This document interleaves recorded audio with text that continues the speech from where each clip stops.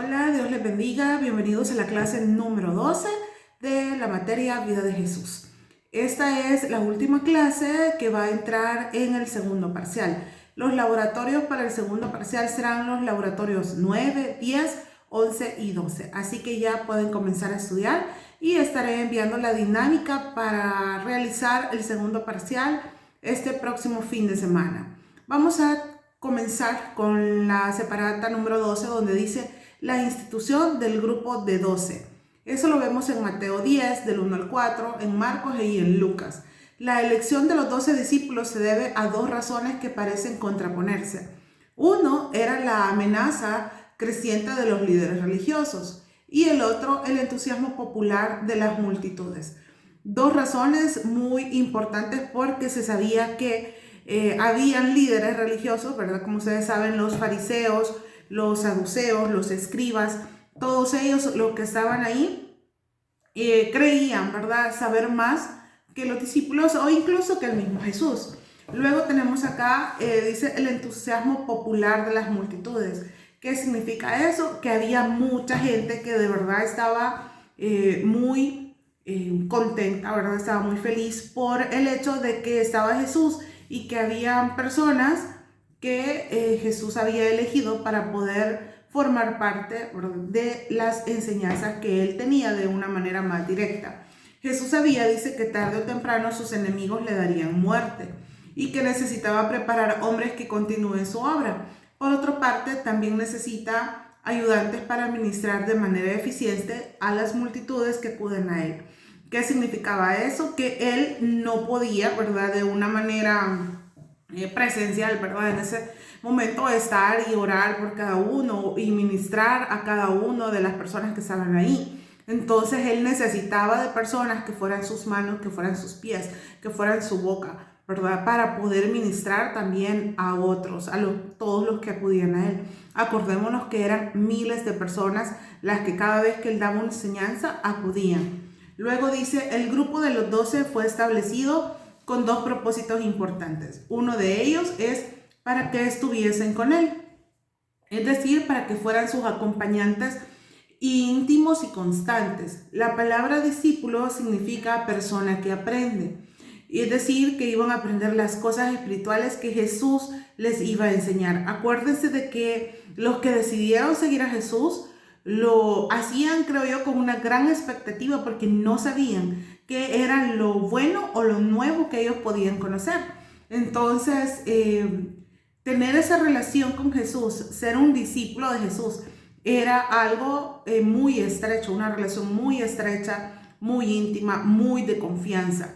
Y uno de esos propósitos era para que estas personas estuviesen con él, aprendieran de él.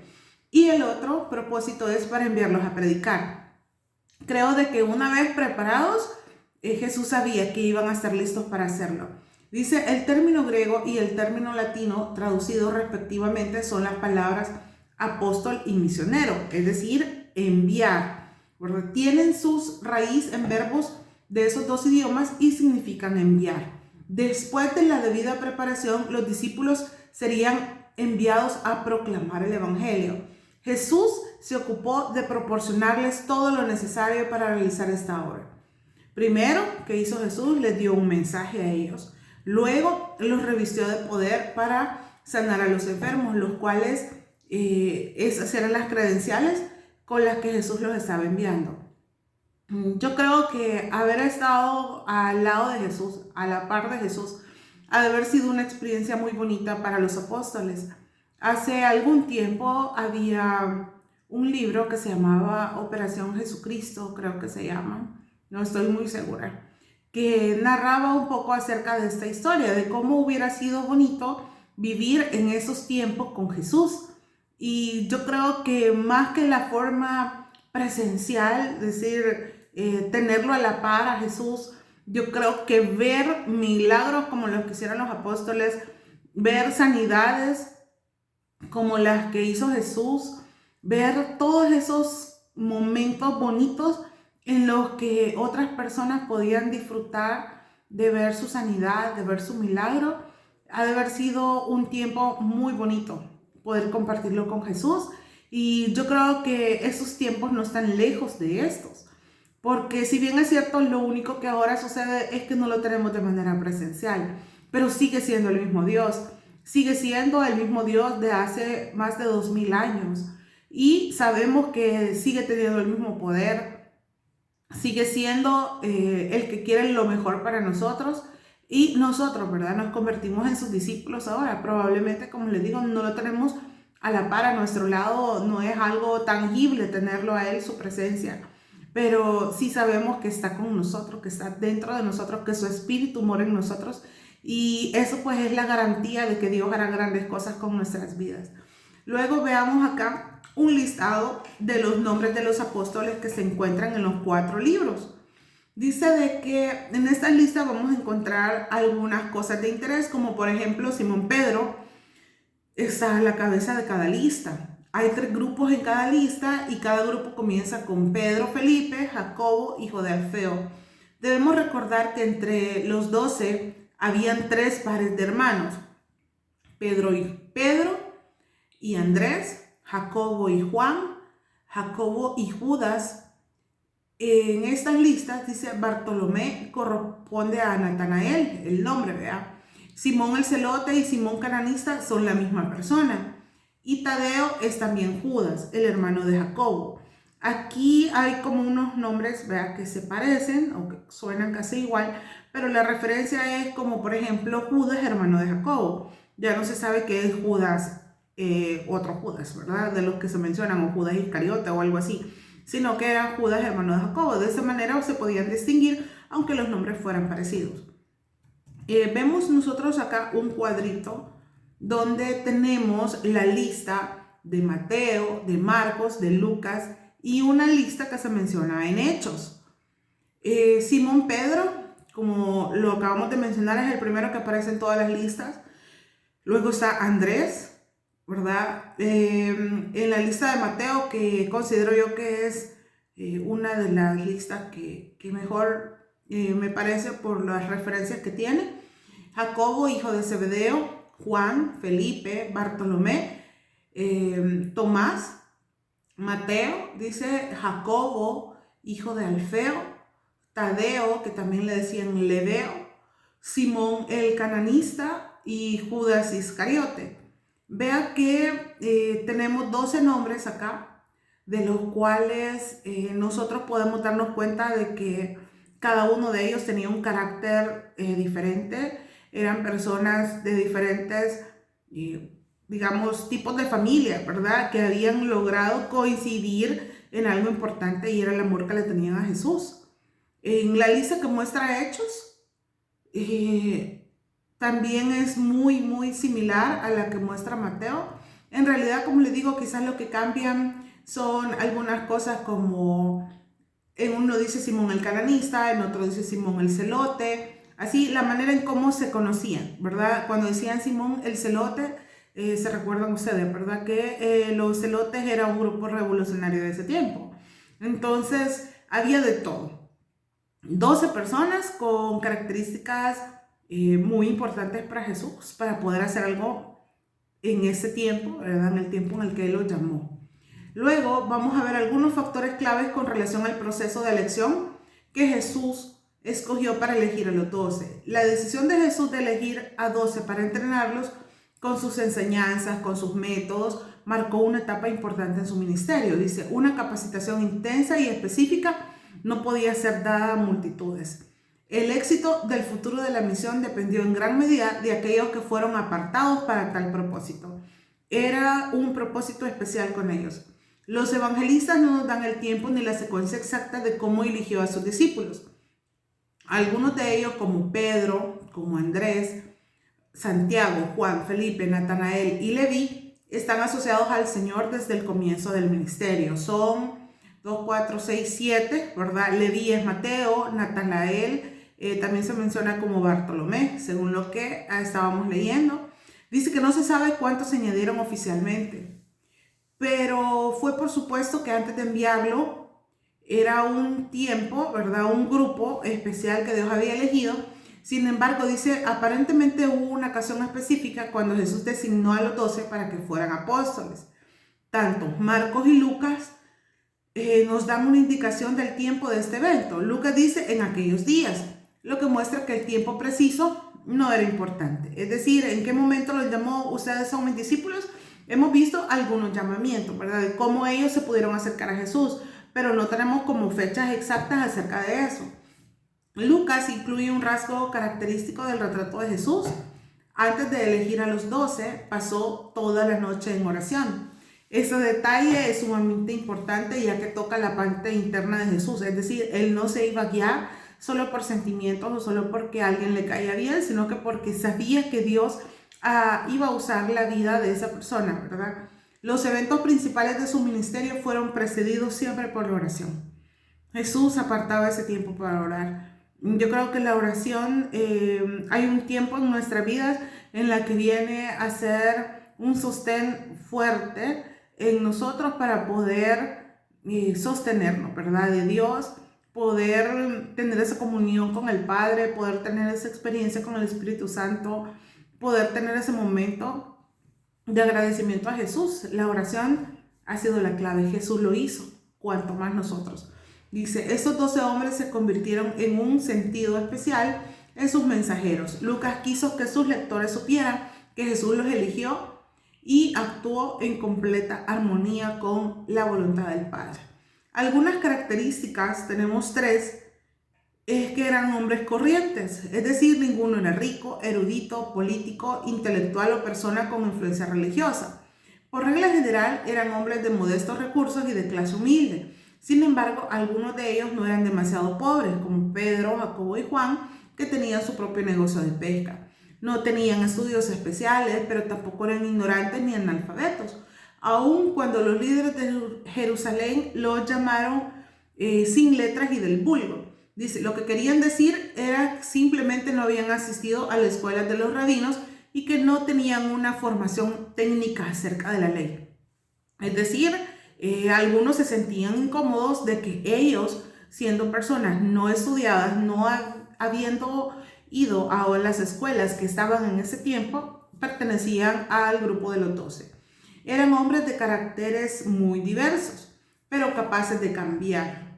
Tenemos a Mateo, que era un recaudador de impuestos y fue un instrumento de los romanos, ¿verdad?, para la opresión de su propio pueblo, y llegó a ser el autor de un inmortal evangelio que hasta ahora en día lo seguimos leyendo y seguimos sacando muchas enseñanzas del libro de Mateo. El impulsivo e impetuoso Simón fue convertido en Pedro, que fue una roca firme. Juan, el rudo pescador llamado Hijo del Trueno, se transformó en el apóstol del amor que se recostó cerca del pecho de Jesús. Su evangelio nunca ha sido superado debido a su profunda teología. Juan, después de ser llamado el Hijo del Trueno, me imagino que era porque pues su carácter no era tan fácil, ¿verdad? Era un poco impulsivo, probablemente enojado y todo eso, pero vemos que se convierte en alguien que nos hizo un evangelio lleno de amor. Simón el Celote dice que dejó el camino de resistencia y violencia contra Roma para seguir a Jesús y predicar el reino espiritual. Vemos 3 características, dijimos, vamos a la tercera, que eran hombres desconocidos. Los nombres de la mayoría de los discípulos, dice acá, no vuelven a aparecer en las páginas de los escritos inspirados después del día del Pentecostés, y aún en los 4 evangelios son solamente sus nombres. A pesar de sus limitaciones humanas, los 12 fueron usados para Dios, para establecer su iglesia universal y cambiar el curso de la historia del mundo. Y yo creo que nosotros ahora, Dios nos ha elegido a nosotros porque es así. Él nos vio primero, Él dijo, tú me vas a ayudar, tú vas a hacer algo diferente en esta tierra, y nos trae acá y nos da una labor que nosotros tenemos que descubrir, ¿verdad? Muchas veces porque tal vez a veces no creemos o no estamos seguros de lo que nosotros tenemos que hacer porque buscamos un propósito quizás muy diferente al que Dios quiere para nosotros. Pero Dios tiene ya algo establecido para nuestras vidas. Lo había hecho con los discípulos, lo ha hecho con nosotros. Y lo primero pues es predicar su palabra. ¿Y cómo lo vamos a hacer? No en un púlpito inmediatamente, ¿verdad? Porque algunos sí lo van a hacer en un púlpito, pero no todos. Hay otros que podemos hacerlo con las personas que están a nuestro alrededor, en nuestra oficina, en nuestro trabajo, en nuestros lugares de estudio, ¿verdad? En todo lugar nosotros podemos ser discípulos de Jesús y hablar de lo que Él en realidad quiere para cada persona, del amor de Dios sobre la vida de todos. Dice, los discípulos o apóstoles de Cristo fueron las piedras fundamentales de su iglesia. En Apocalipsis 21:14 se nos dice que los 12 cimientos del muro de la Nueva Jerusalén tendrán inscritos sobre ellos los nombres de los 12 apóstoles o discípulos. Es evidente de esta forma que nuestro Señor le atribuye gran importancia a estos hombres. Definitivamente que para Él eran personas idóneas para su ministerio.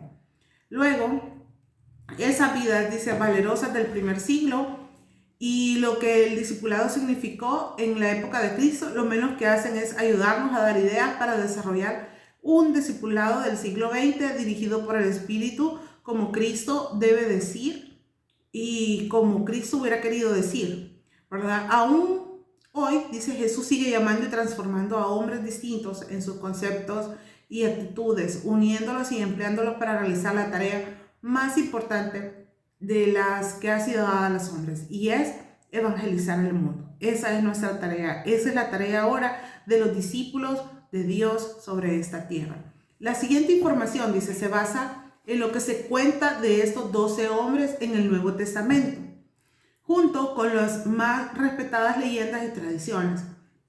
No queremos decir que la leyenda y la tradición constituyen afirmaciones históricas, pero sí tienen valor en el estudio de la vida de estos hombres que cambiaron el sentido del mundo, ¿verdad? Vamos a encontrar aquí pequeñas historias que se han encontrado acerca de cada uno de los discípulos. Estamos hablando de Andrés.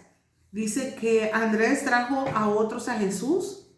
Las circunstancias lo colocaron en una posición donde no debía haber sido fácil para él llegar a ser celoso y resentido.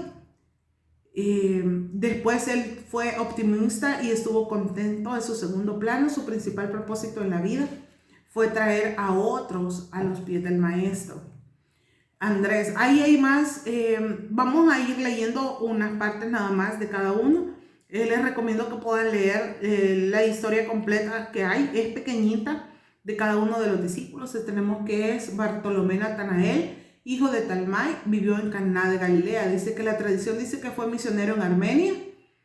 Un número de estudiosos cree que fue el único discípulo que provino de sangre real o de una familia noble. Su nombre significa hijo de Tolmai o Talmai, ¿verdad? Talmai fue un rey de Jesús, cuya hija Maaca fue esposa de David, madre de Absalón. Y así continúa un poco la historia de Bartolomé. Luego tenemos Santiago el anciano, es Boanerges, hijo de Zebedeo y Salomé, hermano de Juan el apóstol. Este fue un pescador que vivió en Betsaida, en Capernaum y Jerusalén. Predicó en Jerusalén y Judea y fue decapitado por Herodes en el año 44 después de Cristo. Luego tenemos Santiago el menor, que era el más joven, dice acá. Luego tenemos a Juan, que era Juan Boanerges, hijo de Zebedeo y Salomé, hermano de Santiago, el que acabamos de estar leyendo. Luego tenemos aquí a Judas Iscariote, también. Luego tenemos a Judas Tadeo, a Mateo, que ya conocemos muchísimo acerca de él, y aquí hay un poco más, a Pedro.